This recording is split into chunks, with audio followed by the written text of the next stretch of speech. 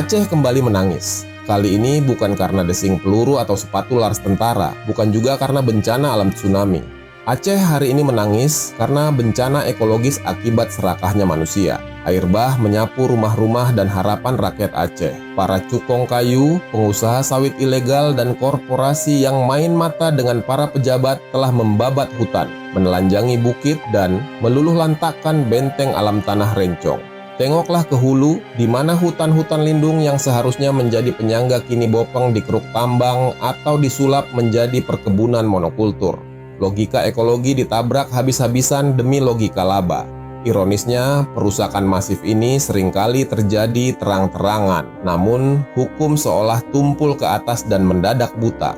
Ketika air bah menerjang pemukiman, rakyat kecil di hilir yang tak tahu apa-apa dipaksa menanggung derita, sementara para cukong duduk manis menikmati hasil jarahan alam tanpa tersentuh lumpur sedikit pun. Di tengah duka itu, respons negara justru menabur garam di atas luka. Bantuan datang lamban, seolah Aceh bukan prioritas mendesak. Lebih parah lagi, alih-alih menenangkan, pernyataan-pernyataan pejabat di Jakarta justru kerap bikin kuping panas. Pertanyaannya sederhana, yakinkah kita para perusak hutan dan pejabat korup itu akan diseret ke penjara? Harus ada yang bertanggung jawab atas luka rakyat Aceh akibat bencana ekologis ini. Tapi apakah kita bisa berharap keadilan itu benar-benar akan tiba untuk rakyat Aceh? Rasanya naif jika kita masih berharap. Skeptisme ini punya dasar yang kuat. Rakyat Aceh sudah kenyang makan janji kosong. Lihat saja bagaimana negara memperlakukan kasus-kasus pelanggaran HAM berat masa lalu. Presiden Jokowi memang sudah mengakui dosa negara atas tragedi Simpang KKA, penyiksaan di Rumah Gudong, dan pos Satis di Aceh. Belum lagi tragedi pembantaian Tengku Bantakiah dan santrinya. Tapi pengakuan itu hanya berhenti di pidato. Sampai detik ini, tidak ada satupun jenderal atau pelaku utama yang diseret ke meja hijau. Keadilan bagi korban tak lebih dari macan kertas, hanya garang di dokumen, ompong di peradilan nyata. Pola ini terus berulang seolah menjadi takdir buruk bagi Aceh dalam berelasi dengan Jakarta. Sejak awal Republik ini berdiri, Aceh, sang penyumbang modal kemerdekaan, justru menjadi pihak yang paling sering dikhianati. Soekarno pernah berjanji manis pada Tengku Daud Beure soal syariat Islam. Namun janji itu menguap begitu saja, memaksa Aceh melawan lewat DITI yang kemudian dihantam oleh pusat dengan kekuatan militer. Padahal mereka hanya menuntut keadilan yang dijanjikan. Lalu datang era Soeharto yang jauh lebih brutal. Dengan dalih menumpas separatis GAM, Orde Baru menjadikan Aceh sebagai ladang pembantaian lewat daerah operasi militer atau DOM. Ribuan nyawa warga sipil melayang, perempuan diperkosa, dan anak-anak kehilangan masa depan. Negara ini berutang nyawa dan kehormatan pada rakyat Aceh. Dari pengkhianatan Soekarno, kebrutalan Soeharto, kepelikan pasca reformasi, hingga janji setengah hati di masa kini, Jakarta tidak pernah benar-benar tulus. Negara ini punya dosa sejarah pada Aceh yang belum tuntas hingga kini. Negara harus minta maaf, bersujud memohon ampun, dan menegakkan keadilan yang nyata bagi rakyat Aceh. Juni 1948 menjadi titik mula sandiwara besar yang digelar di Hotel Aceh Kutaraja. Presiden Soekarno datang dengan wajah memelas, merayu para saudagar dan ulama untuk membantu Republik yang sedang sekarat dikepung agresi Belanda. Di hadapan Tengku Daud Bureh, Soekarno bersumpah demi Tuhan akan memberikan hak bagi Aceh untuk menyusun rumah tangganya sendiri sesuai syariat Islam jika perang usai. Janji manis itu diucapkan sambil terisak sebuah air mata yang kelak terbukti hanyalah senjata manipulatif seorang politisi ulung. Rakyat Aceh yang memegang teguh kehormatan agama luluh seketika melihat bapak bangsa menangis di hadapan mereka. Tanpa ragu, mereka mencopot perhiasan emas dan merogoh saku dalam-dalam hingga terkumpul dana sebesar 120.000 Straits Dollar ditambah 20 kg emas. Harta itu menjelma menjadi pesawat Dakota berkode RI-001 seulawah, pesawat kepresidenan pertama dalam sejarah Indonesia. Aceh dengan ikhlas memberikan nyawanya bagi Republik, percaya sepenuhnya bahwa Jakarta akan membalas ketulusan itu dengan keadilan. Namun, balasan yang diterima Aceh justru sebuah tamparan keras tepat di wajah. Hanya 2 tahun berselang, pada 1950, pemerintah pusat secara sepihak membubarkan Provinsi Aceh dan meleburnya ke dalam Sumatera Utara. Divisi 10 Tentara Nasional Indonesia di Aceh yang berjasa besar dalam perang kemerdekaan turut dibubarkan tanpa sisa. Identitas politik dan militer Aceh dilenyapkan begitu saja, seolah jasa-jasa mereka di masa revolusi tak pernah ada harganya. Pengkhianatan itu semakin telanjang ketika Soekarno berpidato di Amuntai, Kalimantan Selatan pada Januari 1953. Dengan lantang, ia menegaskan bahwa Indonesia adalah negara nasional dan menolak segala bentuk negara teokrasi atau pemberlakuan syariat khusus. Pernyataan ini membunuh harapan Daud Bureh yang masih memegang teguh janji sumpah walah bilah dari sang presiden. Jakarta secara efektif menyatakan bahwa janji otonomi syariat hanyalah dongeng pengantar tidur yang sudah tidak laku lagi. Kekecewaan ini bukan semata soal ideologi, tapi juga realitas ekonomi yang semakin mencekik rakyat. Rakyat Aceh menyaksikan bagaimana pendidikan morat-marit dan kesejahteraan mereka diabaikan meski telah menyumbang modal besar bagi negara. Elit Jakarta sibuk bertikai berebut kursi di parlemen, sementara rakyat di ujung barat dibiarkan hidup dalam ketertinggalan dan kemiskinan. Rasa dianaktirikan ini menjadi bahan bakar yang sempurna bagi api perlawanan yang mulai membara di akar rumput. Situasi memanas ketika beredar dokumen rahasia yang dikenal sebagai les hitam di kalangan pejuang Aceh. Kabar burung menyebutkan bahwa Jakarta telah menyusun daftar pembunuhan terhadap ratusan tokoh penting Aceh yang dianggap membangkang atau berbahaya. Meskipun pemerintah pusat membantah keras, dokumen ini dianggap oleh Daud Bureh sebagai bukti niat jahat Jakarta untuk menghabisi pemimpin Aceh. Ketakutan akan pembersihan massal ini memaksa para tokoh untuk mengambil langkah drastis demi menyelamatkan diri dan martabat. Kehilangan kepercayaan total pada Soekarno, Daud Bureh akhirnya memilih jalan pedang untuk melawan. Ia menjalin kontak dengan Kartosuwiryo di Jawa Barat, menyatukan kekuatan dalam bingkai negara Islam Indonesia. Pertemuan rahasia di Bandung dan pengiriman utusan menjadi bukti keseriusan Aceh untuk memisahkan diri dari republik yang mereka anggap kafir dan ingkar janji. Ini bukan lagi soal politik semata, melainkan perlawanan sakral melawan penguasa yang telah mengkhianati amanah. Puncaknya terjadi pada September 1953 ketika Daud Bureh memproklamirkan berdirinya negara Islam Indonesia Aceh dan menyatakan perang terbuka. Dalam maklumatnya, ia menyatakan bahwa kekuasaan pemerintah Pancasila di Aceh telah lenyap dan digantikan oleh hukum Islam. Sang ayah yang dulunya menyerukan rakyat untuk membela Soekarno, kini berbalik arah memimpin gerilya masuk ke hutan-hutan rimba. Perang saudara pecah, mengubah tanah yang damai menjadi medan tempur antara tentara pusat dan rakyatnya sendiri. Soekarno mencoba meredam api pemberontakan dengan kembali berkunjung ke Aceh, namun kali ini sambutannya jauh berbeda dan dingin. Tidak ada lagi pelukan hangat, yang ada hanyalah poster-poster protes bertuliskan, "Kami cinta presiden, tapi lebih cinta agama." Karisma sang proklamator telah luntur di mata rakyat yang merasa ditipu mentah-mentah oleh air mata palsunya dulu. Hanya Muhammad Hatta yang masih bisa diterima untuk berdialog meski kerusakan kepercayaan sudah terlalu parah untuk diperbaiki seketika. Pemberontakan Darul Islam memang berakhir lewat jalur diplomasi Ikrar Lamteh. Namun, luka pengkhianatan itu tidak pernah benar-benar kering. Daud Bureh turun gunung, tetapi ia meninggal dalam kesepian, diasingkan secara halus ke Jakarta oleh rezim Soeharto yang berganti rupa. Wafatnya Daud Bureh pada 1987 menjadi penutup babak lama sekaligus pembuka bagi mimpi buruk baru yang jauh lebih mengerikan. Sebab tak lama setelah itu, Jakarta mengirimkan hadiah lain berupa daerah operasi militer di bawah Komando Jenderal Soeharto.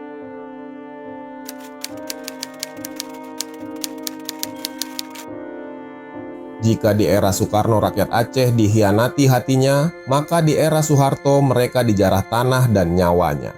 Ketika Orde Baru naik tahta, Aceh tidak lagi dipandang sebagai daerah modal perjuangan, melainkan sekadar sapi perah yang harus diperas habis susunya untuk membiayai pembangunan. Sentimen ini kian mengeras ketika ladang gas alam cair raksasa ditemukan di perut Bumi Arun, Aceh Utara, pada awal tahun 70-an. Penemuan yang seharusnya menjadi berkah ini justru berubah menjadi kutukan panjang bagi rakyat Serambi Mekah. Jakarta bergerak cepat menggandeng perusahaan asing mobil oil untuk menyedot kekayaan alam itu tanpa ampun. Pipa-pipa gas dibangun membelah kampung, menyedot miliaran dolar kekayaan Aceh langsung ke kas pusat di Jakarta, sementara rakyat di sekitar kilang tetap hidup melarat di gubuk-gubuk reyot. Asap kilang mengepul setiap hari, namun yang didapat warga lokal hanyalah polusi, debu, dan sisa-sisa kemiskinan yang menyayat hati.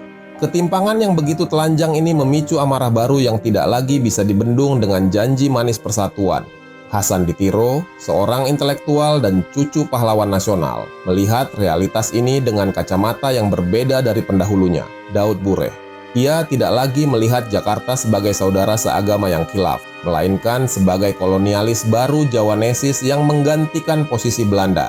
Bagi Hasan, struktur negara Indonesia adalah topeng untuk menutupi praktik penjajahan ekonomi yang dilakukan pusat terhadap daerah-daerah kaya sumber daya alam. Kesimpulan radikal inilah yang membawanya pulang dari perantauan untuk menyusun kekuatan dan meluruskan sejarah bangsanya. Pada 4 Desember 1976, di belantara Gunung Halimon yang sunyi, Hasan Ditiro memproklamirkan Aceh Sumatra National Liberation Front, atau yang kelak dikenal sebagai Gerakan Aceh Merdeka.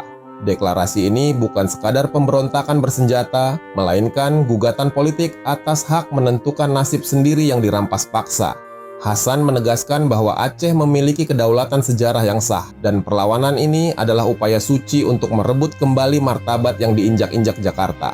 Tanggal keramat itu menjadi titik balik yang mengubah wajah Aceh menjadi medan perang gerilya selama 3 dekade ke depan. Rezim Soeharto yang alergi terhadap kritik, apalagi pembangkangan, merespons deklarasi itu dengan tangan besi khas militeristik. Jakarta tidak mengirimkan diplomat untuk berdialog, melainkan mengirimkan ribuan pasukan tempur untuk memburu apa yang mereka sebut sebagai gerombolan pengacau keamanan atau GPK. Gampong-gampong disisir, hutan-hutan dibombardir, dan rakyat sipil mulai merasakan teror yang sesungguhnya di halaman rumah mereka sendiri. Pendekatan keamanan ini justru menjadi bensin yang menyiram api perlawanan rakyat semakin membesar. Puncak kebiadaban negara terjadi ketika Aceh ditetapkan sebagai daerah operasi militer atau DOM dengan sandi operasi Jaring Merah mulai tahun 1989 hingga 1998. Selama 1 dekade penuh, Aceh berubah menjadi kamp konsentrasi raksasa di mana hukum rimba berlaku dan nyawa manusia tidak ada harganya. Pasukan non-organik didatangkan secara gelombang, menduduki pos-pos di desa, dan menciptakan suasana mencekam di mana setiap laki-laki Aceh dianggap sebagai potensi musuh. Tidak ada pengadilan, yang ada hanyalah eksekusi jalanan dan penghilangan paksa yang direstui negara. Simbol paling mengerikan dari era kelam ini adalah Rumoh Gudong di Kabupaten Pidie, sebuah rumah tradisional yang disulap aparat menjadi markas penyiksaan. Di tempat jahanam inilah ribuan warga sipil yang dituduh terlibat GAM mengalami penyiksaan di luar nalar kemanusiaan. Mulai dari setrum listrik, pemukulan benda tumpul, hingga kekerasan seksual terhadap perempuan. Jeritan kesakitan dari balik dinding Rumoh Gudong menjadi rahasia umum yang menghantui tidur masyarakat sekitar selama bertahun-tahun. Hingga hari ini, trauma itu membekas dalam ingatan kolektif, menjadi luka yang tak mungkin sembuh hanya dengan kata maaf. Teror mental juga ditebar lewat taktik adu domba dengan merekrut warga lokal sebagai cuak atau mata-mata untuk mematai tetangganya sendiri. Ikatan sosial masyarakat Aceh yang guyup dihancurkan. Rasa saling curiga ditanamkan begitu dalam hingga saudara bisa mencurigai saudara. Selain itu, mayat-mayat tanpa identitas seringkali ditemukan tergeletak di pinggir jalan atau sungai sebagai pesan peringatan horor dari penguasa. Taktik shock terapi ala Orde Baru ini bertujuan mematikan mental perlawanan, namun justru menanam dendam yang mengakar hingga 7 turunan. Ketika Soeharto akhirnya jatuh dan status DOM dicabut, Aceh ditinggalkan dalam kondisi babak belur dan penuh luka. Ribuan janda kehilangan suami, anak-anak menjadi yatim piatu, dan cacat fisik serta mental menjadi pemandangan sehari-hari di tanah rencong. Namun, alih-alih mendapatkan keadilan di era reformasi, Aceh justru akan menghadapi babak baru paradoks demokrasi yang membingungkan. Luka DOM belum kering, namun Jakarta sudah bersiap memainkan lakon pengkhianatan gaya baru di bawah bendera negara kesatuan. Runtuhnya Orde Baru pada 1998 sempat menerbitkan secercah harapan. Namun bagi Aceh, reformasi awal justru menjadi fata morgana yang mematikan. Tragedi Simpang KKA di Aceh Utara pada tahun 1999 menjadi bukti betapa murahnya nyawa rakyat Aceh di mata serdadu negara. Puluhan warga sipil tak bersenjata ditembaki secara membabi buta saat berdemonstrasi, darah mereka tumpah membasahi aspal jalanan yang panas. Peristiwa ini bukan perang, ini adalah pembantaian searah yang dilakukan oleh mereka yang berseragam dan digaji oleh uang rakyat.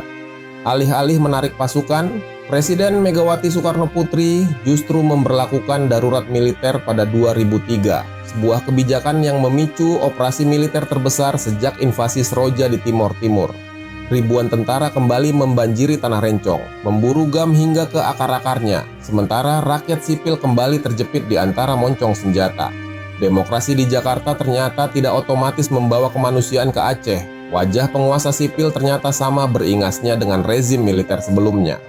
Hingga akhirnya, tangan Tuhan bekerja dengan cara yang tak terduga pada 26 Desember 2004. Gelombang tsunami setinggi pohon kelapa menyapu pesisir Aceh, meluluh lantakkan basis pertahanan TNI maupun GAM, dan memaksa manusia untuk berhenti saling bunuh. Bencana maha dahsyat ini menjadi game changer yang memaksa kedua belah pihak duduk di meja perundingan Helsinki karena melanjutkan perang di atas bencana terasa sangat amoral. Perdamaian akhirnya tercipta bukan karena kebaikan hati Jakarta, melainkan karena teguran keras dari alam semesta. Perjanjian Helsinki 2005 membawa angin segar, senjata dimusnahkan, tentara non-organik ditarik, dan Aceh diberi otonomi khusus yang luas. Mantan kombatan yang dulunya bergerilya di hutan turun gunung, bertransformasi menjadi politisi, dan menduduki kursi-kursi empuk kekuasaan sebagai gubernur maupun bupati. Rakyat bersorak gembira, menaruh harapan setinggi langit bahwa mereka yang pernah berdarah-darah di medan tempur pasti akan memimpin dengan hati nurani. Aceh seolah memasuki babak baru self-government di mana nasib rakyat ditentukan oleh anak kandungnya sendiri. Namun, disinilah paradoks itu mulai menampakkan wajah buruknya. Kekuasaan ternyata begitu memabukkan, bahkan bagi mereka yang dulunya paling keras meneriakkan anti kezaliman. Ironi terbesar terjadi ketika Irwandi Yusuf, gubernur dari GAM, justru dicokok KPK, dia mengkhianati kepercayaan rakyat yang dulu melindunginya.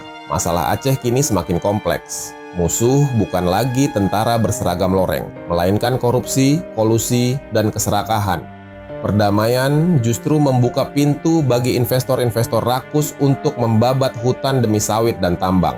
Hutan Lueser yang menjadi paru-paru dunia dan benteng alam Aceh dikoyak-koyak demi keuntungan segelintir orang. Rakyat kecil yang dulu menjadi korban konflik senjata kini beralih status menjadi korban konflik agraria dan ketimpangan ekonomi. Dampaknya sangat nyata dan fatal. Bencana ekologi kini menghantui Aceh. Banjir bandang yang baru saja terjadi adalah bukti valid bahwa alam sudah muak dengan keserakahan manusia yang memperkosa hutan lindung. Air bah menerjang tanpa ampun, menyapu harta benda rakyat yang tak berdosa, sementara para cukong dan pejabat yang memberi izin duduk nyaman di rumah mewah mereka yang bebas banjir. Ini adalah kejahatan lingkungan yang terstruktur, sistematis, dan masif. Namun, pelakunya nyaris tak pernah tersentuh hukum. Menghadapi bencana ini, respons pemerintah terlihat gagap, lamban, dan miskin empati. Bantuan logistik datang terlambat seolah rakyat Aceh hanyalah statistik belaka. Sementara, pejabat publik justru sibuk mengeluarkan pernyataan defensif yang menyakitkan hati korban. Tidak ada rasa urgensi atau manajemen krisis yang mumpuni. Negara seolah hadir hanya saat memungut pajak atau mengirim tentara, tapi absen saat rakyat butuh pertolongan darurat. Lebih jauh lagi, perdamaian Helsinki menyisakan utang sejarah yang belum lunas, keadilan bagi korban pelanggaran HAM masa lalu. Hingga hari ini, pelaku pembantaian di Simpang KKA, Rumoh Gudong, dan tragedi Jamboko Upok masih melenggang bebas. Janji pembentukan pengadilan HAM ad hoc dan Komisi Kebenaran dan Rekonsiliasi yang efektif masih sebatas macan kertas yang tak bertaring. Perdamaian tanpa keadilan hanyalah sekam yang menyimpan bara api. Sewaktu-waktu bisa terbakar kembali jika rasa ketidakadilan ini terus dipelihara. Maka, jika kita tarik benang merah dari pengkhianatan Soekarno, kebrutalan Soeharto, hingga paradoks korupsi dan bencana ekologi hari ini, satu hal yang pasti, Aceh selalu menjadi pihak yang dikorbankan. Negara ini berdiri tegak salah satunya berkat sumbangan pesawat seulawah. Namun balasan yang diberikan hanyalah darah, air mata, dan janji palsu. Pengakuan penyesalan dari Jokowi beberapa waktu lalu adalah langkah awal, tapi itu jauh dari cukup untuk membasuh luka yang menganga selama puluhan tahun. Kata-kata manis tidak akan bisa menghidupkan orang mati atau mengembalikan hutan yang gundul. Republik ini memiliki utang moral yang tak terhingga kepada rakyat Aceh. Sudah saatnya negara berhenti bersandiwara dan benar-benar bersujud memohon ampun dengan tulus kepada rakyat Aceh atas segala dosa sejarah dan pengabaian yang dilakukan. Permintaan maaf itu harus dimanifestasikan dalam penegakan hukum bagi pelanggar HAM, pemberantasan korupsi tanpa pandang bulu, dan perlindungan alam Aceh dari tangan-tangan serakah.